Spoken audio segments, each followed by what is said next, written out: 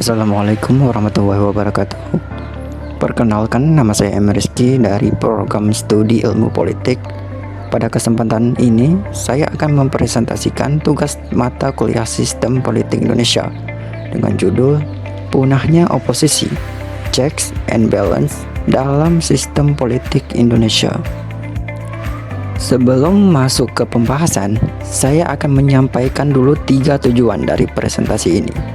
Pertama, menjelaskan fenomena punahnya oposisi di Parlemen Indonesia. Kedua, menganalisis dampak koalisi besar terhadap checks and balance. Dan ketiga, mengevaluasi solusi untuk membangun parlemen yang sehat dan demokratis. Mari kita mulai dari pertanyaan dasar. Apa itu oposisi? Menurut Robert Dahl, oposisi adalah kekuatan politik di mana parlemen yang berperan mengawasi, mengkritik, dan menyeimbangkan kebijakan pemerintah. Oposisi menjalankan 3 fungsi utama, yaitu mengawasi kebijakan pemerintah, menyuarakan alternatif kebijakan, dan menjaga akuntabilitas kekuasaan. Jadi, oposisi itu bukan sekadar dalam tanda kutip lawan politik, tapi pilar penting dalam sistem checks and balance demokrasi.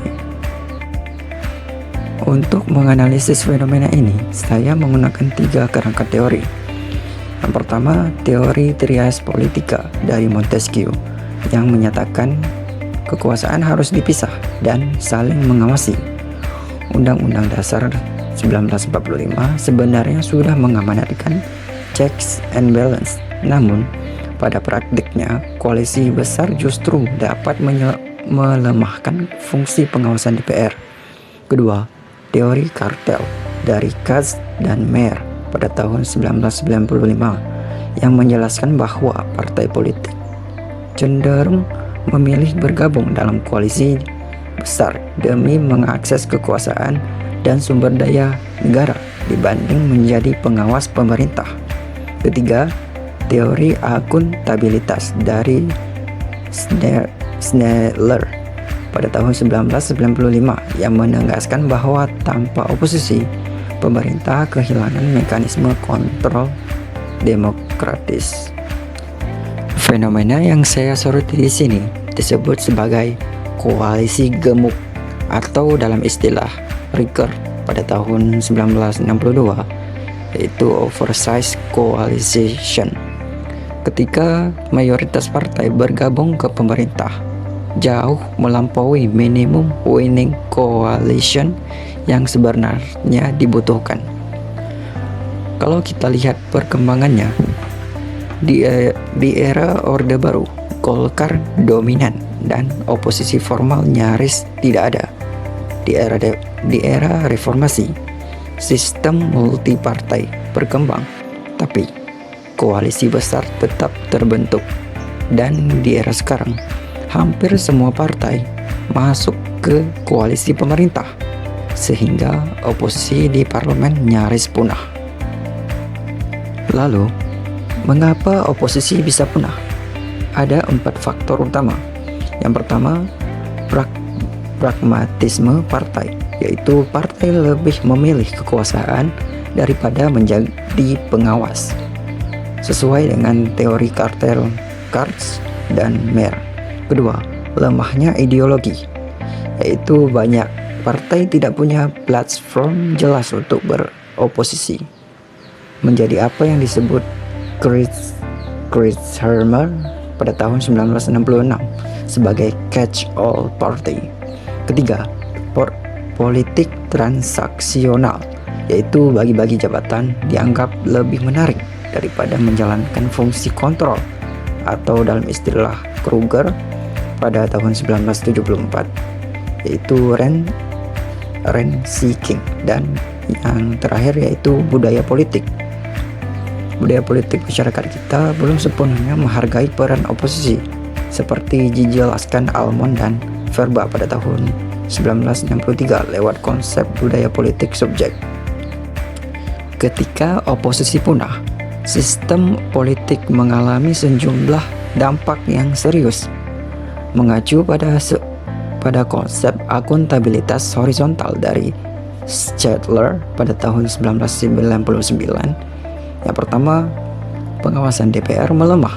Kedua, kebijakan disahkan tanpa kritik yang memadai. Yang ketiga, demokrasi hanya berjalan secara prosedural, bukan substantif.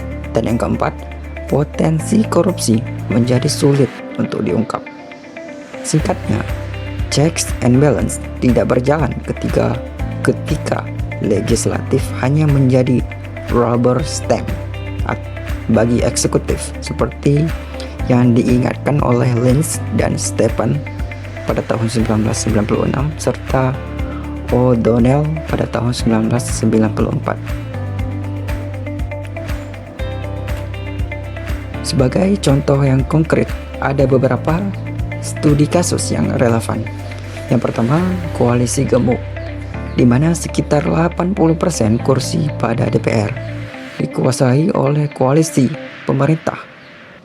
Yang kedua, fenomena rubber stamp, di mana DPR cenderung hanya mengesahkan kebijakan tanpa kritik yang substansial, sesuai dengan konsep delegatif demokrasi dari O'Donnell pada tahun 1994. Yang ketiga, revisi undang-undang tanpa debat memadai, seperti pada Undang-Undang Cipta Kerja dan Undang-Undang IKN, yang bisa dilihat sebagai pelanggaran prinsip deliberatif demokrasi menurut Habermas pada tahun 1996. Dan yang keempat, akomodasi total, di mana hampir semua partai masuk kabinet, memperkuat kartel politik ala Kaz dan Mayer. Kalau kita lihat pada kondisi saat ini, hanya ada satu atau dua fraksi yang benar-benar beroposisi di DPR. Fungsi pengawasan melemah drastis. Banyak rancangan undang-undang yang kontroversial lolos tanpa perdebatan yang substansial, dan publik kehilangan saluran aspirasi di parlemen sesuai konsep representasi dari Pitkin pada tahun 1967. Lalu, apa solusinya? Saya mengajukan 4 rekomendasi. Yang pertama, reformasi sistem pemilu agar keberadaan oposisi lebih terjamin, mengacu pada electoral engineering dari Riley pada tahun 2001. Kedua, penguatan sistem ideologi partai sebagai basis untuk beroposisi. Ketiga, pendidikan politik masyarakat tentang pentingnya peran oposisi, seperti yang digagaskan oleh Almond dan Verba lewat konsep civic culture. Dan yang keempat, perlu adanya mekanisme insentif bagi partai yang menjalankan fungsi kontrol sesuai dengan gagasan institutional design dari Lippard pada tahun 1999.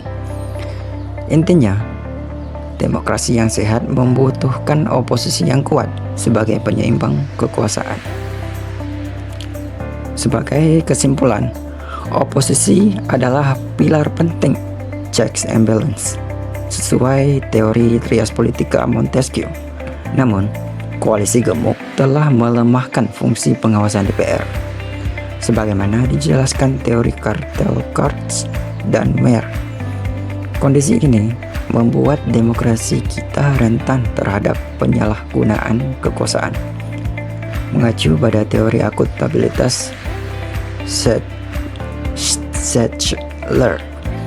Karena itu, diperlukan reformasi sistem agar keberadaan oposisi tetap terjamin ke depannya. Demikianlah presentasi dari saya. Daftar pustaka dapat dilihat pada slide terakhir. Terima kasih atas perhatiannya. Wassalamualaikum warahmatullahi wabarakatuh. Hai, antek-antek asing.